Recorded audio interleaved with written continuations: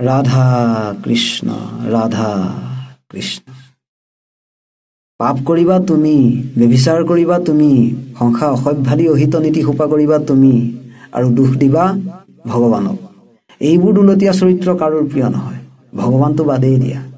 এটা মগজ, মন বুদ্ধি জ্ঞানকে আদি কৰি খাবলৈ থাকিবলৈ চলিবলৈ সকলো জীৱৰে উপযোগী কৰি ভগৱন্তই দি থৈ দিছে। পঢ়া শুনা নথকা পশু এটাইও জানে যে কোনটো বস্তু খাব লাগে, কোনটো বস্তু খাব নালাগে।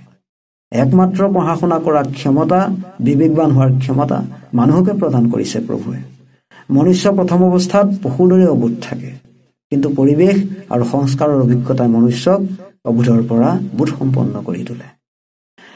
এতিয়া সংস্কাৰ নলবা তুমি, ভাল বেয়া বিচাৰ নকৰিবা তুমি, হিংসা কৰিবা তুমি, ঈৰ্ষা কৰিবা তুমি, সংসাৰ অধৰ্মযুক্ত কাৰ্যবোৰ কৰিবা তুমি, আৰু যেতিয়া কৰ্মফলৰ দণ্ড আহিব ঘূৰি, তেতিয়া কৰিবা ভগৱানক দোষী। বাহ কপতি জীৱ, তোমাৰ জ্ঞাতাৰ্থে জনাও যে এইখন তোমাৰ পৃথিৱী নহয়। এই পৃথিৱীত তোমাৰ একো অধিকাৰ নাই, না কাৰোবাক অশান্তি দি জীয়াই থকাৰ, না পাপ কৰি জীয়াই থকাৰ। তোমাক ভগৱানে পশুৰ জন্মও দিব পাৰিলে হয়, কিন্তু তোমাক মানুহৰ জন্ম দিলে যাতে তুমি জ্ঞান বিবেক খটাই জ্ঞান লৈ সমাজৰ মংগল, 10 জনৰ মংগলৰ হকে কাম কৰি এই পৃথিৱীত কিছু আদৰ্শ সিঁচি জীৱটোৰ মংগল কৰা। আৰু এই পৃথিৱীৰ পৰা বিদায় লৈ য'ৰ পৰা আহিছিলা তালৈ কোনো কলংকৰ মোনা ভৰাই নিনি পুণ্যৰ মোনাটো যাতে ভৰাই লৈ যোৱা। কিন্তু তুমি অহংকাৰৰ বশৱৰ্তী হৈ, দেহা অভিমানী হৈ, ভোগত আসক্ত হৈ, ভোগৰ বস্তুত আসক্ত হৈ কেৱল এই সংসাৰত পাপৰ মোনা ভৰালা। এতিয়া ভগৱান হৈছে আমাৰ পৰমাত্মা আৰু আমি তেওঁৰ আত্মা।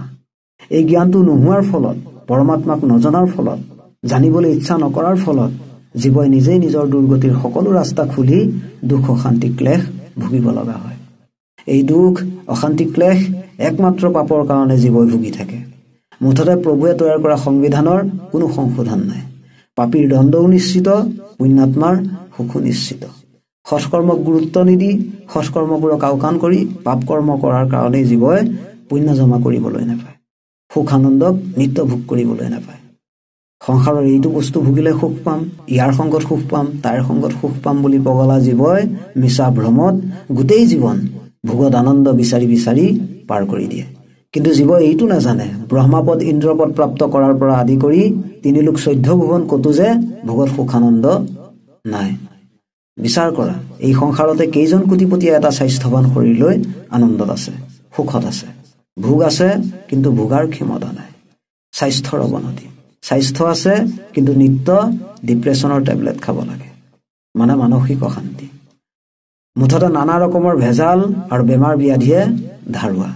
যদি সকলো ভোগৰ মাজেদি গৈ গৈ কিবা এটা বিচাৰি পোৱাগৈ, শেষত বিচাৰি কেৱল দুখ অশান্তি দুৰ্গতিয়ে পাবা। মুঠতে এই সংসাৰত সুখ নাই। এতিয়া এই সংসাৰত জীৱ লোভী কিয় নহব? কাৰণ ভগৱন্তই ভোগত মায়াক ৰাখিছে। এতিয়া মায়াৰ কাম হৈছে জীৱক ভোগ দেখুৱাই লোভিয়া কৰা, ভোগত সুখ আছে বুলি বুদ্ধি নিশ্চয় কৰি দিয়া।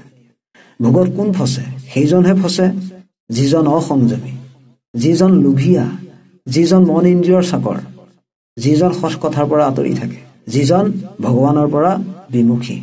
যি সৎ মাৰ্গৰ পৰা আঁতৰিব, এদিন তাক মায়াই অসৎ মাৰ্গত নি ঠেকেচা দিবই।